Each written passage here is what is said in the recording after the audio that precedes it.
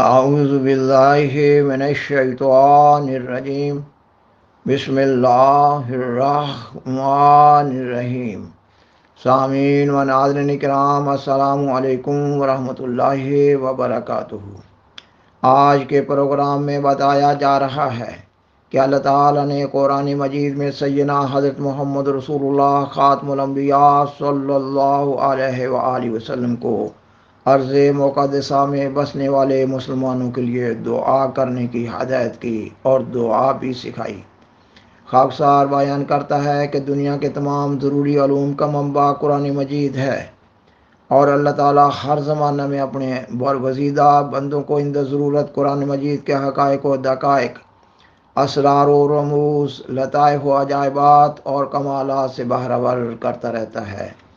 حضرت امام آخر الزمان سیدنا حضرت مرزا غلام احمد قادیانی امام مہدی و مسیح موعود علیہ السلام اپنی کتاب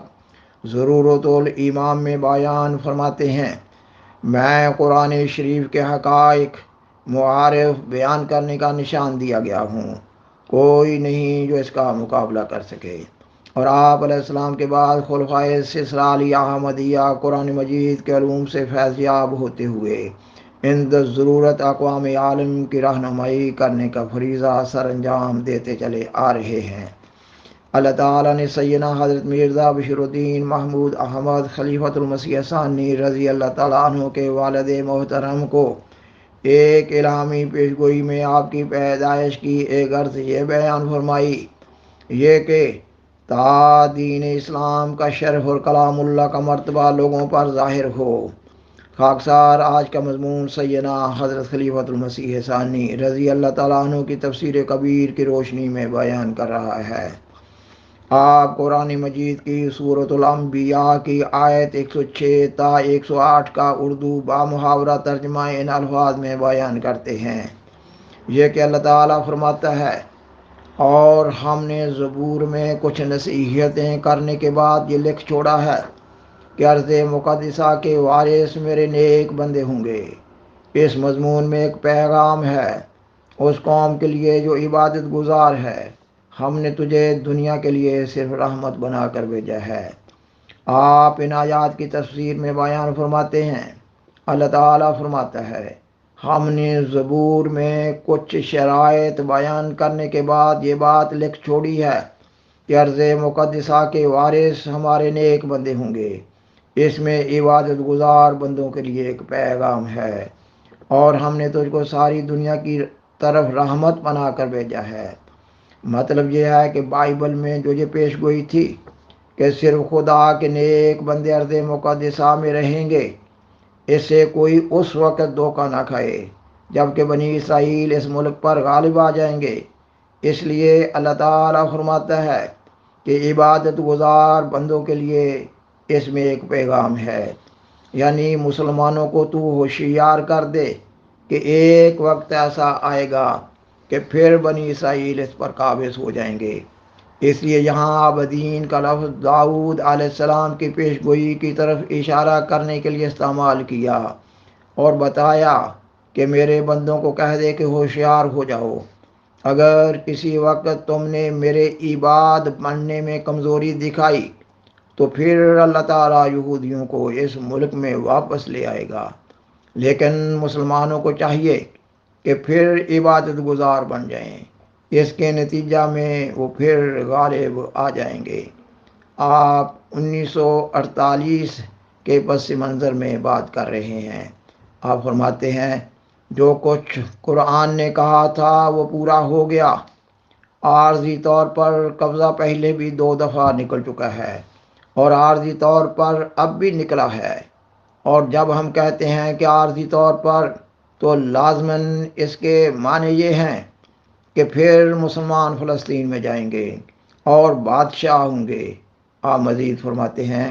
دیکھو حدیثوں میں بھی یہ پیش گوئی آئی ہے، حدیثوں میں یہ ذکر ہے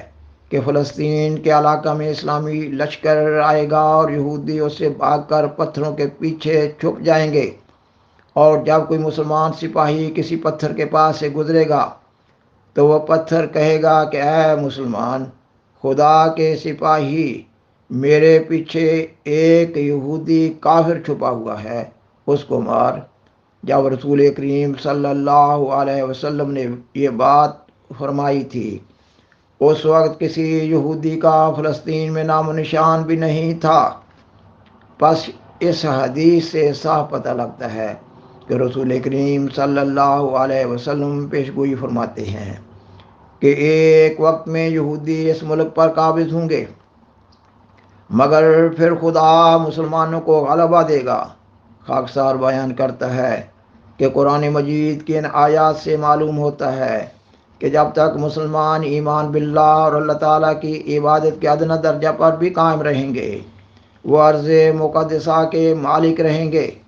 اور جب وہ ایمان اور عبادت کے ادنی درجہ کو بھی کھو دیں گے تو اللہ تعالیٰ سزا کے طور پر ان پر غیر مسلم اقوام کو مسلط کر دے گا۔ قرآن مجید کے مطالعہ سے معلوم ہوتا ہے کہ یہود نے جب اللہ تعالیٰ کے احکام کو توڑا، تب اللہ تعالیٰ نے ان کو سزا دینے کے لیے ان پر غیر اقوام کو مسلط کر دیا۔ مثلاً ایک دفعہ یہود کا سب سے بڑا گناہ سبت کی بے حرمتی کرنا قرار دیا گیا ہے، اور دوسری دفعہ کا گناہ حضرت مسیح عیسیٰ بن مریم علیہ السلام کو بری طرح جھٹلانا اور ان کو انتہائی دکھوں اور اذیتوں میں مبتلا کرنا قرار دیا گیا ہے۔ آج کے زمانہ میں بھی مسلم قوم کی بھاری اکثریت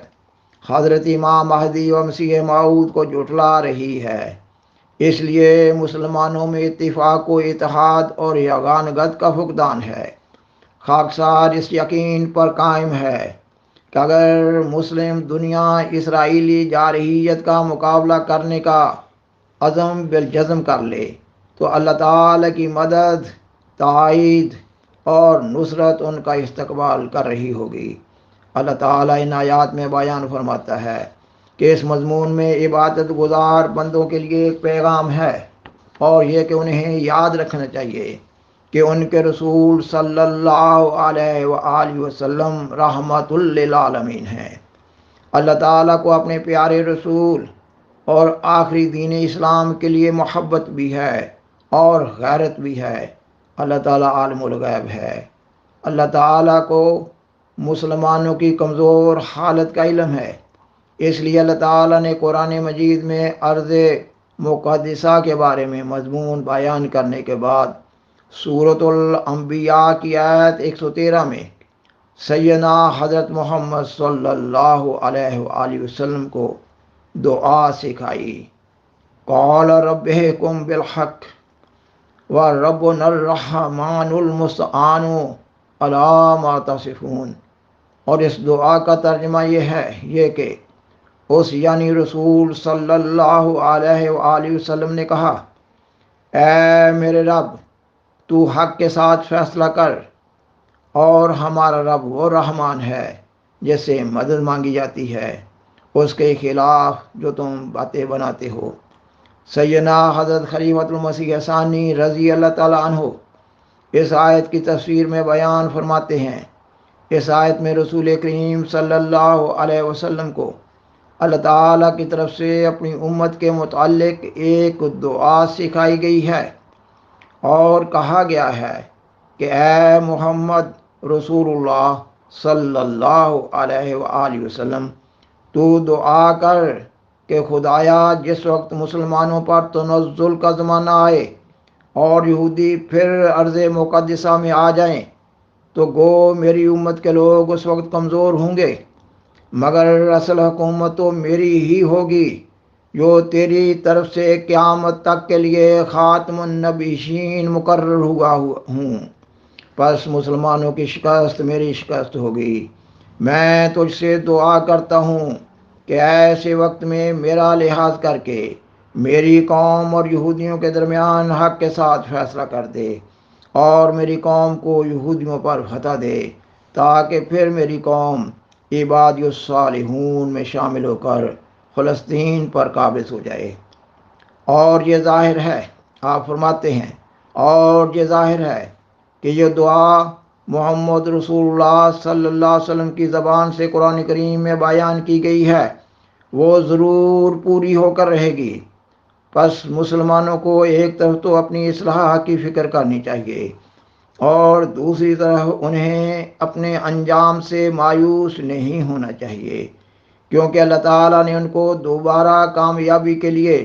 محمد رسول اللہ صلی اللہ علیہ وآلہ وسلم کے ذریعہ سے دعا کروا دی ہے جو پوری ہو کر رہے گی۔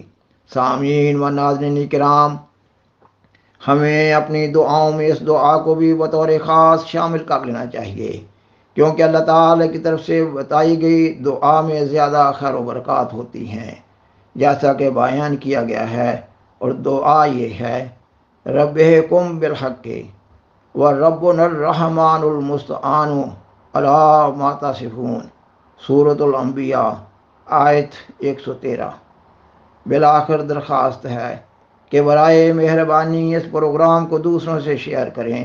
اور عذرہ کرم اس چینل کو سبسکرائب کریں۔ جزاکم اللہ تعالی احسن الجزا،